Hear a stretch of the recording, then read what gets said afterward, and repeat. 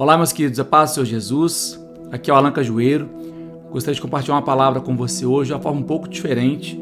Normalmente eu gravo devocionais mais curtos, umas palavras mais resumidas, mas eu queria compartilhar com você algo que Deus colocou no meu coração já há muito tempo atrás. E o tema da nossa mensagem hoje é Identificando o Verdadeiro Inimigo. Eu queria, antes de mais nada, abrir lendo Efésios 6, 10, que fala assim: finalmente fortaleçam-se no Senhor e no seu forte poder. Vistam toda a armadura de Deus para poderem ficar firmes contra as ciladas do diabo. Pois nossa luta não é contra os seres humanos, mas contra os poderes e autoridades, contra os dominadores deste mundo de trevas, contra as forças espirituais do mal nas regiões celestiais. Eu digo isso logo de abertura para que você entenda que o verdadeiro inimigo nunca é sobre pessoas. Essa palavra não é dirigida a pessoas, mas a experiência que eu tive ao longo de anos de compreender que às vezes nós lutamos contra forças do inferno através de outras pessoas. Mas essa palavra não é dirigida ao nosso relacionamento de outras pessoas, nem a nada específico que eu tenha vivido no passado, mas de situações que nós, como cristãos, precisamos identificar e saber tratar antes que a gente volte à nossa indignação contra pessoas, enquanto temos só um inimigo, o diabo. Eu queria ler então o texto do estudo que nós vamos tratar hoje, que está em Gênesis 26, versículos 12 a 33, que diz assim: E semeou Isaque naquela mesma terra, e colheu naquele mesmo ano 100 medidas, porque o Senhor o abençoava. E engrandeceu-se o varão, e ia engrandecendo-se, até que tornou-se muito grande, e tinha possessão de ovelhas, e possessão de vacas, e muita gente de serviço, de maneira que os filisteus o invejavam. E todos os poços que os servos de seu pai tinham cavado nos dias de Abraão, seu pai, os filisteus entulharam e encheram de terra. Disse também Abimeleque a Isaque: Aparta-te de nós, porque muito mais poderoso te tens feito do que nós. Então Isaque foi-se dali, e fez o seu assento no vale de Gerar, e habitou lá. E tornou Isaque, e cavou os poços de água, que cavaram nos dias de Abraão, seu pai, e que os filisteus taparam depois da morte de Abraão, e chamou-os pelos nomes que os chamara seu pai. Cavaram, pois, os servos de Isaque naquele vale, e acharam ali um poço de águas vivas. E os pastores de Gerar porfiaram com os pastores de Isaque, dizendo: Esta água é nossa. Por isso chamou-se aquele poço Ezeque, porque contenderam com ele. Então cavaram outro poço, e também porfiaram sobre ele. Por isso chamou-se o seu nome Sitna. E partiu dali, e cavou outro poço, e não porfiaram sobre ele. Por isso chamou o seu nome Reobote, e disse: Porque agora nos alargou o Senhor, e crescemos nessa terra. Depois subiu dali a Berseba, e apareceu-lhe o Senhor naquela mesma noite, e disse: Eu sou o Deus de Abraão, teu pai. Não temas, porque eu sou contigo, e abençoar-te-ei, e multiplicarei a tua semente, por amor de Abraão, meu servo. Então edificou ali um altar, e invocou o nome do Senhor, e armou ali a sua tenda. E os servos de Isaque cavaram ali um poço. E Abimeleque veio a ele de Gerar, com Alzate, seu amigo, e Ficol, príncipe do seu exército. E disse-lhe Isaque: Por que viestes a mim? Pois que vós me aborreceis e me enviastes de vós? E eles disseram: Havemos visto, na verdade, que o Senhor é contigo, pelo que dissemos: Haja agora juramento entre nós e ti, e façamos concerto contigo, que não nos faça mal, como nós te não temos tocado, e como te fizemos somente bem, e te deixamos ir em paz. Agora, tu és o bendito do Senhor.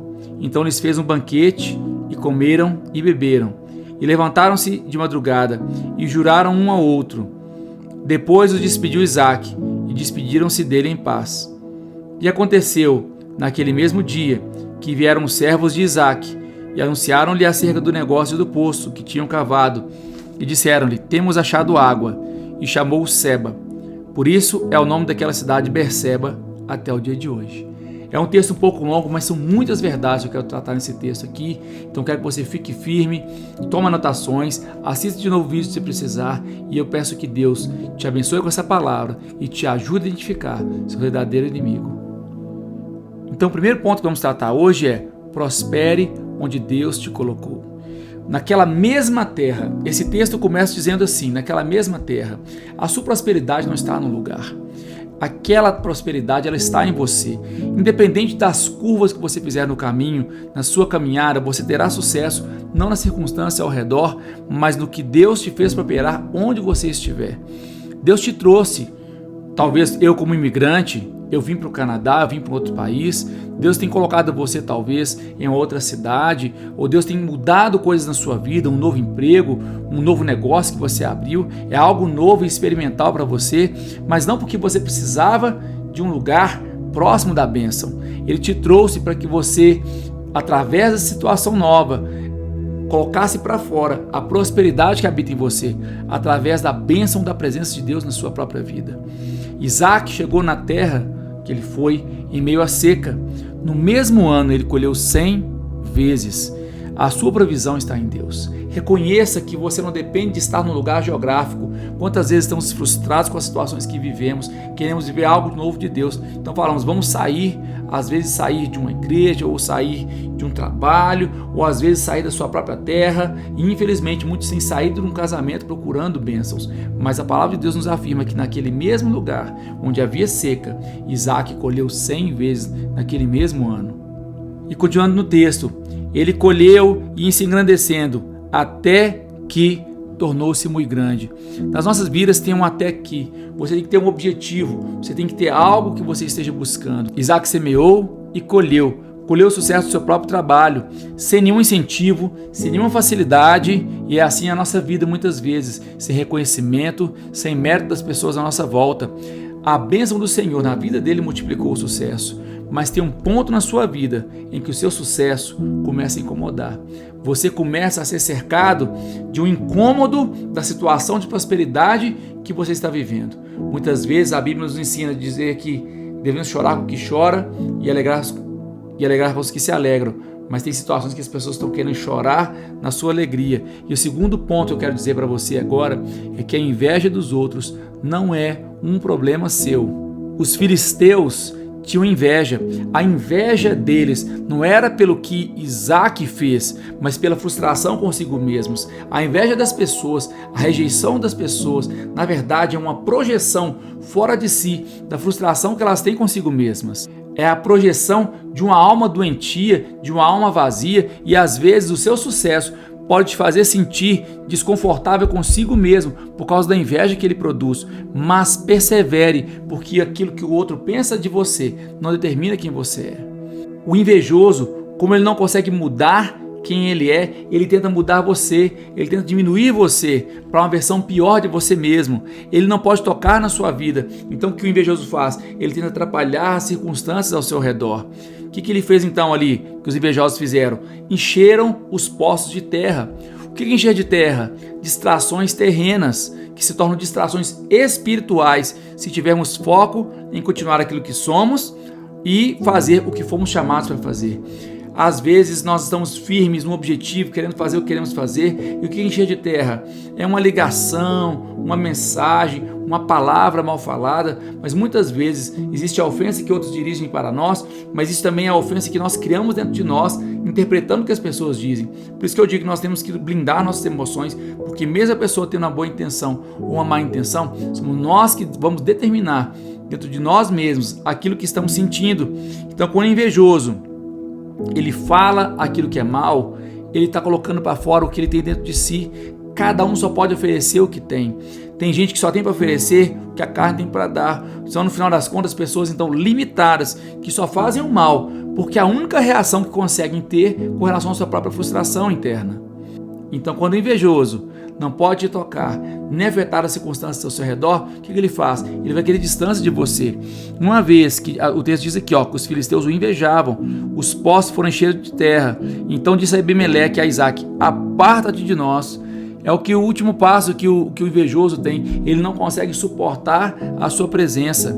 Então a inveja que ele tem, ele projeta uma aversão a você, pelo fato de não olhar para dentro de si e ver que ele também pode ter sucesso, ele também pode ter feliz, mas ele não quer ser feliz, ele quer o que você tem, ele quer ser quem você é. Isso é impossível, porque você é uma pessoa individual. Então quando Abimeleque diz a Isaac: aparta-te, aí ele fala assim: Isaac foi-se dali e fez o seu assento no vale de Gerar. O terceiro ponto que eu quero dizer é: existe um tempo de descer para o vale, mesmo você estando fazendo as coisas certas, mesmo você estando fazendo tudo conforme o seu coração está alinhado com Deus, existe um tempo de descer, um tempo de se retrair, um tempo de se fechar um pouco para poder repensar a sua vida, para poder se reprogramar e se realinhar dos ataques externos. Gerar significa lugar de pernoite.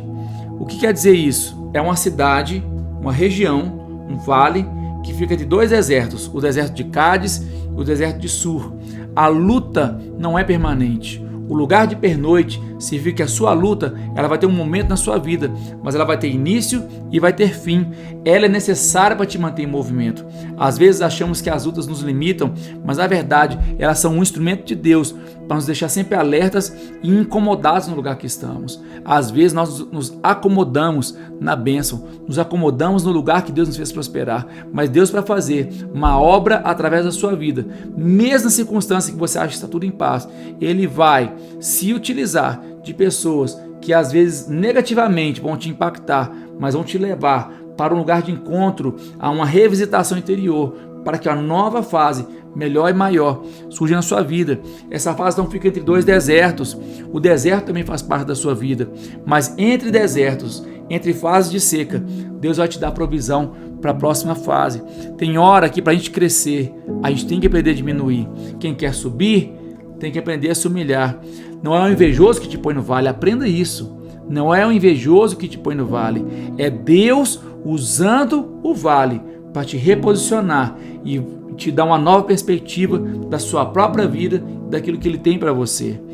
Aparentemente, o vale é um lugar baixo, um lugar de diminuição. Mas qual o lugar mais adequado para encontrar água? Normalmente nas regiões mais baixas. Os afloramentos, eles ficam nas regiões mais baixas. Por isso nós temos o gado, ele fica sempre na planície ali, que é onde região que tem afloramento de água. Então, a provação te coloca em movimento, em direção à bênção.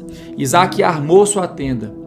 Entenda que sua situação é temporária, mas o texto diz que Isaac armou sua tenda, que significa que, embora fosse temporário, ele teria que ter paciência até que estivesse em condições de seguir em frente. É temporário, mas ele teve que se preparar para viver um tempo de espera até que o tempo de Deus se cumprisse na sua vida. Apesar do vale ser um lugar de luta, não tenha pressa de sair dele. Deus não está preocupado com o tempo que você vai passar lá, mas com as coisas que Ele quer despertar em você enquanto você estiver no vale. E então, vemos o quarto ponto aqui. Ele foi para o vale de Gerar. O quarto ponto é: Gerar é o lugar conhecido. Em Gênesis 20, uma história alguns capítulos antes desse, nós vemos que Abraão foi para a mesma terra antes de Isaac nascer. Os poços que Isaac usava eram os mesmos que seu pai cavou. Isaac foi para o mesmo lugar que Abraão foi quando houve fome na sua terra. Isaac foi recebido pelo mesmo Abimeleque que recebeu seu pai. E Abimeleque foi duramente castigado por Deus por causa da mentira que Abraão contou sobre Sara ser sua irmã. Veja a repetição de vários fatos da vida de Abraão na vida de Isaac. Isaac fez absolutamente a mesma coisa que seu pai. Ali, Abraão fez uma aliança com Abimeleque. Ali houve disputa por poços d'água.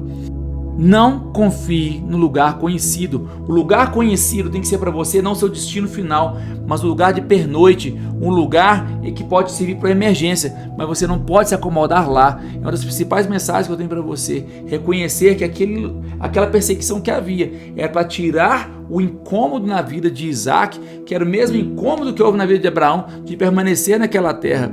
O lugar conhecido ele é seguro, mas ele não foi feito para você.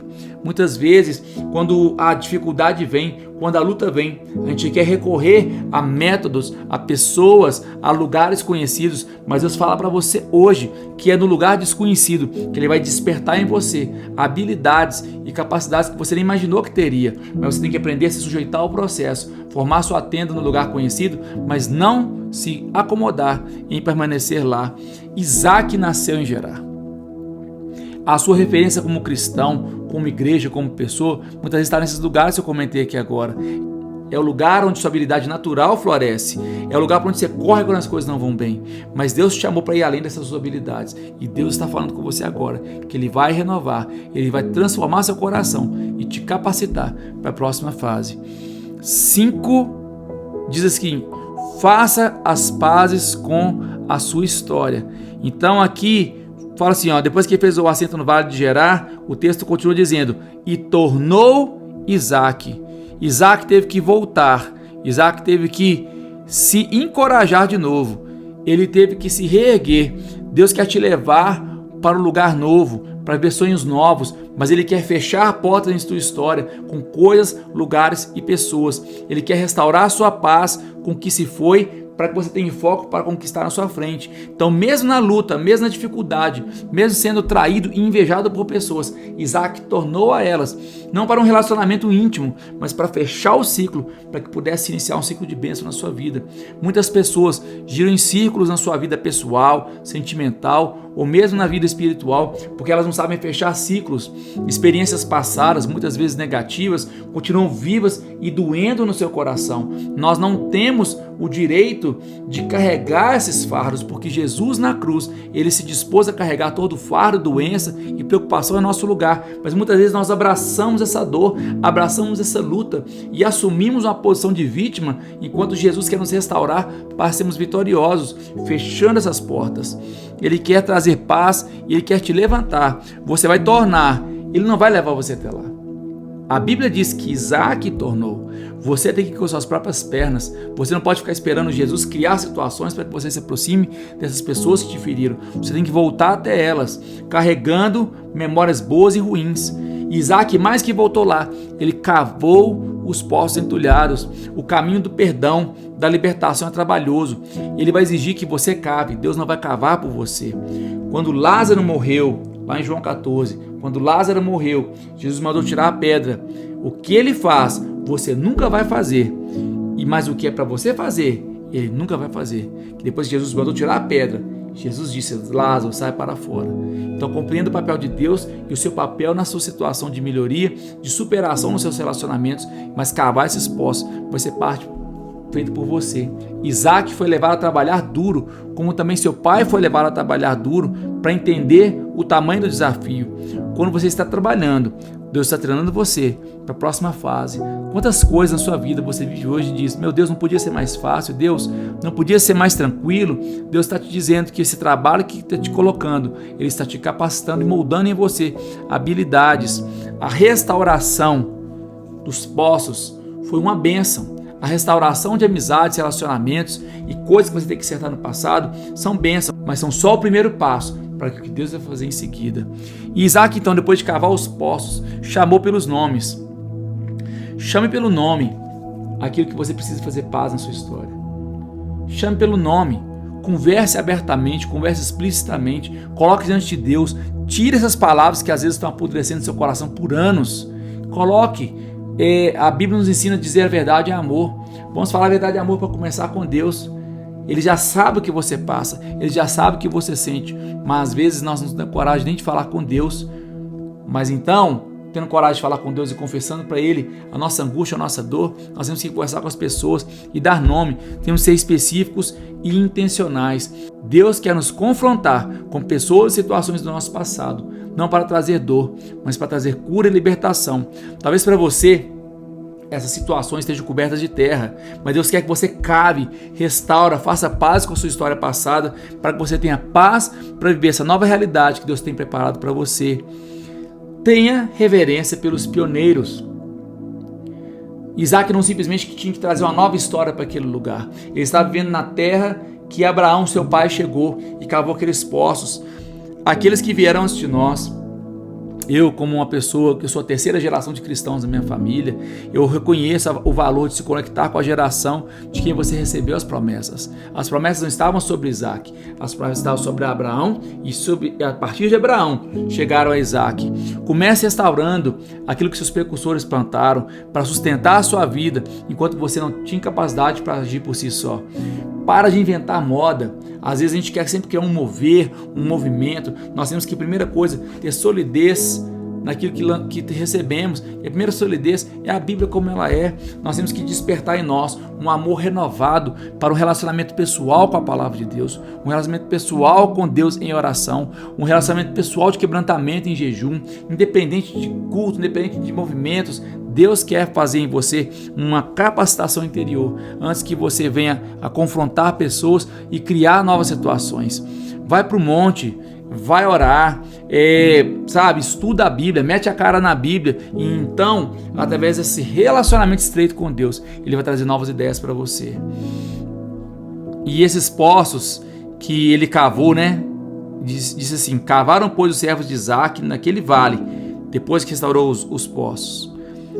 E acharam ali um poço de águas vivas, ou seja, depois da restauração, depois do confronto, de tirar a terra sobre aquilo que era passado. O sexto ponto é esse: as águas vivas. Começou uma nova fase a partir dali na vida de Isaac, não mais apoiado no lugar conhecido, ou na qualidade da sua história, ou na tradição do nome de seu pai naquela região. Tudo isso estava resolvido, mas as águas vivas representam um encontro pessoal de Isaac com Deus. A palavra nesse caso aqui nem foi poço. Isaac recavou os poços, restaurou poços, mas disse que ele tem uma fonte de água viva. Jesus, ao encontrar aquela mulher samaritana na beira do poço, ele disse que aquele que beber dele, dentro de si, brotará uma fonte de água viva. Esse é o novo nascimento, e não devemos confundir nascimento em Jesus simplesmente aquela vez que levantamos a mão e entregamos nossa vida. Nós temos que ter um renascer, um rededicar diário ao Senhor. E o sétimo ponto aqui agora, nessa nova história de Isaac, ele começa a cavar poços. Em nome de cada um desses poços, ele tem um chamado e um significado profético. O primeiro poço que Isaac cavou se chamava Ezeque. Ezeque significa contenda, luta, intimidação. Significa contender em um tribunal. Também significa ocupação e também é a palavra utilizada para pressão. Ao se levantar para algo novo, espere. Intimidação, opressão e pressão de pessoas que não querem ver o seu sucesso. Quando tudo está ruim, mas está parado, o inimigo não está nem para você. Mas quando as coisas começam a se movimentar na sua vida, ele se começa a levantar em retaliação contra a sua vida. Basta ele se levantar para fazer uma coisa nova, e ele vai se levantar contra. Então o primeiro passo do inimigo contra você é a inveja, tentar anular a sua história. O segundo passo foi então de contender, tentar te intimidar. Primeiro ele tenta te contender num tribunal. Ele vai tentar acusar você, diminuir suas qualidades e exagerar seus defeitos. Jó é o livro mais antigo da Bíblia. Ele começa com a narração do diabo tentando acusar a Jó diante de Deus, porém não achava nada que pudesse dizer contra. O invejoso tenta te manter ocupado. Ele enche sua cabeça porque é contencioso. Ele tenta te intimidar. Ele não quer algo como você tem, ele quer o que você tem. Então a pessoa invejosa, ela é um instrumento do maligno para tentar reproduzir de forma errada aquilo que Deus está fazendo na sua vida. O segundo poço é o próximo nível da retaliação do nosso inimigo. Lembra que nós estamos falando que o inimigo não é a pessoa, mas o diabo que usa as circunstâncias. Ele tenta te invejar, ele tenta te intimidar, te acusar. O segundo poço, Sitna. A palavra Sitna significa inimizade, hostilidade, adversário. Em inglês aqui fala um senso de contenção escalado no nível muito mais pessoal e malicioso. Perceba que aquilo ali, o tribunal é algo assim formal. Sitna já é um ataque pessoal e malicioso. Sitna a raiz dessa palavra é a mesma que forma a palavra Satanás.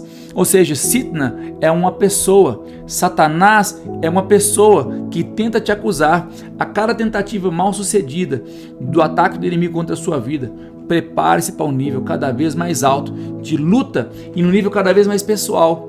Primeiro o inimigo tenta atacar o que você faz, depois ele tenta atacar quem você é. Então, no nível material, passa para o nível pessoal, e aquilo que era um conceito, a contenda se torna uma pessoa. A inimizade toma forma, então. Eu começo a perceber que existe alguém orquestrando essa retaliação contra a minha vida. Eu passo então a entender que a pessoa humana que me ataca, ela não me ataca porque ela não gosta de mim, mas porque ela é controlada por uma pessoa por trás dela. E essa inimizade toma forma em uma proporção demoníaca. No final das contas, então a gente sabe que esse um inimigo, ele é o Satanás. E sabe o que Deus então manda eu fazer por essa pessoa que está sendo usada por Satanás? Sabe qual é a reação que Deus manda eu fazer? Orar por elas. Orar por essa pessoa. Deus, sabe que eles não estão lutando contra nós, mas sendo manipulados e usados pelo verdadeiro inimigo para tentar nos atingir. O terceiro poço na vida de Isaac, que ele cavou, quando você vence a intimidação, quando você vence o diabo, então você chega no poço chamado Reobote. Reobote significa novo espaço, amplo, significa lugares amplos na Bíblia. O objetivo da aprovação de Deus, da perseguição, é ampliar sua visão, para então ampliar seu alcance. Quando você passa a entender e enxergar o mundo espiritual à sua volta, Deus então amplia a sua capacidade de ação. O seu alcance é proporcional à sua visão. Anota essa frase: o seu alcance é proporcional à sua visão. Deus alargou o espaço de Isaac, porque alargou esse interior primeiro. A luta doeu, crescer doeu, mas valeu a pena. E Isaac então, o texto continua dizendo assim: depois subiu dali a Berseba, e apareceu-lhe o Senhor naquela mesma noite e disse: eu sou Deus de Abraão, teu pai, não temas, porque eu sou contigo. Então, ao mesmo tempo que houve um tempo de descer para o vale, na vida de Isaac, há também um tempo de subir. É um desafio adorar a Deus na hora da luta, mas é um desafio tão grande quanto adorar a Deus na prosperidade. Deus prosperou ele, deu um espaço amplo. Houve o tempo de descer para o vale, passar pelo processo, mas eu tenho que manter a minha fidelidade de receber paz e o cumprimento da promessa. Em Apocalipse, o anjo disse para João: suba até aqui e eu lhes mostrarei as coisas que estão por vir. Uma perspectiva elevada, ela coloca a sua visão alinhada com a visão de Deus. Você tem que descer para conhecer melhor a si mesmo. Então Isaac fez essa experiência de descer para se conhecer, mas tem que subir para encontrar o futuro e o objetivo e o propósito que Deus tem para você. Isaac então, ele fica ali um altar. Ele adorou no alto, ele adorou na fase da prosperidade. Ele não abandonou Deus, ele seguiu em frente porque sabia que não devia se acomodar na situação em que estava. Então, da mesma forma que houve um tempo de armar a tenda e aguardar o processo no vale, Isaac armou uma tenda em Berseba, no lugar do altar. Ele soube ter paciência e permanecer na hora da luta. Agora ele aprende a permanecer na gratidão, permanecer na vitória, porque não havia mais contenda. Ele havia alcançado paz através da sua perseverança em Deus. É o início de uma nova fase, que então é consagrar a Deus através da adoração. Isaac tinha muitas coisas a realizar, era a fase nova, ele tinha sonhos, visões, querendo empreender, mas colocou Deus em primeiro lugar. Qual a prioridade do altar na sua vida? O quanto do seu tempo, esforço e recursos você deposita primeiro aos pés de Deus? Não estou fazendo isso para te acusar, mas para te mostrar que Isaac na prosperidade, a primeira pessoa que ele volta é Deus. Ele não gasta com seus luxos, com seus desejos, com seus projetos, mas ele para tudo que está fazendo, faz um altar ao Senhor. Caim e Abel, lá no início da Bíblia, se apresentaram juntos a Deus. Caim trouxe uma oferta, mas Abel trouxe do primeiro e do melhor que tinha. Deus atentou para Caim e sua oferta. Ele tentou para Abel e sua oferta. A qualidade da sua entrega para Deus é o reflexo da qualidade do que habita dentro de você. Então havia em Isaac um espírito excelente, assim como havia em Abel. Então, o próximo item é que Isaac cava mais um poço. Depois de subir, adorar a Deus, ele consagrar essa nova fase da sua vida. Ele cava aquele poço, mas as águas não brotaram. Ele fez várias restaurações nos poços de Abraão, ele cavou para si poços, mas nessa hora ele parou. Aprenda a verdade de Deus. Tem horas que nosso desenvolvimento, as coisas que esperamos acontecer, elas param, elas ficam agarradas. É um alerta de Deus para a gente parar de novo e avaliar coisas da nossa volta. O caminho da bênção, muitas vezes ele para, não porque há oposição do inimigo, mas é uma hora que Deus te pausa para que você avalie ao seu redor. E então, chegamos no próximo ponto. Faça pazes com seu passado. Uma vez que ele cavou esse poço, Abimeleque foi atrás dele. Isaac fez as pazes com a sua herança, restaurando os postos do seu pai. Mas nesse meio tempo, ele criou pontas soltas, vamos falar assim, na sua história com Abimeleque. Ele foi expulso por eles, ele foi magoado, eles estavam ofendidos por ele também. Cedo ou tarde, quem te pisou, quem te maltratou, vai atrás de você. Porque eles vão ver a presença do Senhor na sua vida. Não porque você é uma pessoa boa, mas eles vão ver que é inegável a bênção do Senhor na sua vida. E assim como a Abraão, você recebe o poder de amaldiçoar e abençoar. Mas a ordem que Deus deu para Abraão é a ordem que Deus dá para mim e para você agora. Deus deu o poder de amaldiçoar e abençoar. Mas ele disse a Abraão, sê tu uma bênção. Seja você um abençoador. Nós somos abençoadores não porque não temos o poder de amaldiçoar, mas porque escolhemos ser como Deus é. Escolhemos agir como Deus age e sermos abençoadores como Ele é, independente de merecimento, mas por graça e por misericórdia.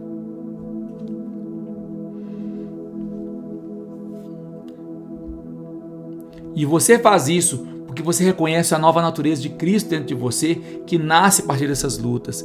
Despeça-se em paz daqueles que fazem parte de outra etapa da sua vida. Algumas pessoas passam por nossa vida. O importante não é como elas permanecem, mas como nos despedimos delas. Algumas vão passar, nós temos que fechar esse ciclo de forma abençoada. Fechar esse ciclo sem dor, sem tristeza, sem traumas, porque nós não podemos nos apegar às afrontas do passado. Deus quer transformar a minha e a sua vida, mas Ele quer que você abra mão dessas afrontas. Abra mão dos seus direitos, abra mão daquilo que você julga ser certo, para que a justiça dele venha e alcance a todos com graça e misericórdia. Abençoe esse fechamento de ciclo, pare de correr atrás também. Você tem que entender que você vai ter um último encontro de bênção, mas você não tem como mudar o coração das pessoas. Essas pessoas e situações, elas não cabem mais na fase atual da sua vida. Você está num lugar amplo e está num lugar elevado, não é que você está melhor que elas, mas você foi em frente, você seguiu sua vida e elas têm seguido a vida delas. Nós somos ordenados por Deus para, no que depender de nós, termos paz uns com os outros. Romanos 12, 17 a 21 diz assim: não retribuam a ninguém mal por mal, procurem fazer o que é correto aos olhos de todos, façam todo o possível para viver em paz com todos. Amados, nunca procurem vingar-se, mas deixem com Deus a ira, pois está escrito, minha é a vingança, eu retribuirei, diz o Senhor. Ao contrário, se seu inimigo tiver fome, dele de comer, se tiver sede, dele de beber. Fazendo isso, você amontoará brasas vivas sobre a cabeça dele. Não se deixem vencer pelo mal, mas vençam o mal com o bem. Esse texto é tão bonito porque nos ensina que a vingança é do Senhor. Nós não vamos dizer, Deus, vai lá e acerta aquela pessoa. Nós vamos dizer, Deus, eu libero essa pessoa da minha vida. Eu libero, eu perdoo. E Deus, então, ao me desconectar do mal que eu quero para essa pessoa, Ele tem todo o direito de fazer juízo com quem quiser, da forma que quiser. Mas não vai fazer porque eu quero o mal daquela pessoa, mas porque Ele, que é o justo juiz, julga a todos, julga a mim e julga aquelas pessoas que estão perto de mim. E então, quando há esse concerto entre Abimeleque e Isaac, o texto diz assim: e levantaram de madrugada e juraram um ao outro, e depois os despediu Isaac, e despediram-se dele em paz. E aconteceu, naquele mesmo dia, que vieram os servos de Isaac e anunciaram-lhe acerca do negócio do poço que tinham cavado, e disseram-lhe, temos achado água. E chamou Seba, por isso aquela cidade se chama Berseba até os dias de hoje. Então perceba que a água do poço, ela brotou no mesmo dia. Deus não precisa de tempo para poder realizar coisas na sua vida. Ele pode fazer instantaneamente. Aqueles homens batalharam, eles eram experientes, tinham provas de que Deus os abençoou fazendo outras obras, mas aquele momento de pausa, Deus criou para que houvesse conserto e paz. Então, Isaac despede Abimeleque, e então aquele poço jorra. O perdão, o conserto geram portas de prosperidade na nossa vida. Aquele poço era um poço especial. Ele só deu água quando a prova final no coração de Isaac foi feita. Então, quando tudo estava bem dentro de Isaac, quando foi restaurada a unidade, Deus ordena a vida. Pois o próprio Salmo 133 nos ensina que a bênção do Senhor é ordenada do monte de Sião, quando os irmãos vivem em unidade. Então ali, não no Monte de Sião, mas na unidade, o Senhor ordena a bênção e a vida para sempre. Berseba significa poço do Sete. Seba significa juramento. A promessa entre Abraão e Abimeleque. Depois a promessa de Deus a Isaac. A promessa de Isaac a Abimeleque. Mas havia um juramento acima de todos. O de Deus para Abraão. Pessoas fizeram concertos ali, mas o juramento principal na sua vida é que Deus prometeu te levar a uma vida de paz. Deus prometeu te levar a uma vida de prosperidade, primeiramente interior, e Ele vai cumprir isso na sua vida. Ele é fiel, mesmo que a gente não permaneça fiel. E o segundo, Seba também é a raiz da palavra sábado, que significa descanso. Só que o descanso em Deus, ele é um conceito interessante. O descanso não é a falta de atividade, mas a paz que sentimos interiormente ao relacionarmos com as pessoas, ao fazermos nossas atividades, em contemplar o que é feito e renovar nossas energias para a nova etapa. A ausência de paz, ela rouba a nossa atenção, ela rouba a nossa energia, ela nos incapacita de fazer coisas. Para que você descanse, tem que estar disposto a confrontar e liberar pessoas para que o seu passado não seja mais um tormento para você. Deus queria transformar na vida de Isaac o potencial da promessa feita a Abraão para ele. E Deus quer transformar a sua vida também, a minha vida, para que possamos experimentar um período de prosperidade e bênção, mas nos atentando que o nosso inimigo não são as pessoas à nossa volta. O nosso inimigo é o diabo, que ruge em derredor, rugindo como um leão, buscando a quem possa tragar. Então, se ficarmos atentos que esse é o nosso inimigo, nós vamos alcançar paz dentro do nosso interior, seguindo os princípios dessa mensagem. E que o Senhor te abençoe com essa mensagem, com essa palavra, em nome de Jesus. Até a próxima.